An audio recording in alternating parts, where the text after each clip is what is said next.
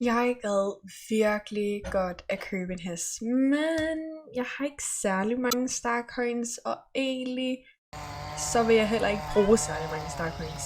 Hej så mine små spurve, jeg er her i dag for at hjælpe jer med jeres lille Starcoins problem, så vi alle sammen godt ved, I har. Selvfølgelig har vi de jovidiske begynderponyer, som stod engang på båden, men nu er blevet rykket. Det er ikke dem, som jeg vil snakke om. Vi alle sammen ved jo godt, at de heste, de kun koster 350 Starcoins. Og ja, de er mega billige, så hvis du ikke allerede har købt dem, så ser de stadig virkelig, virkelig pæne ud.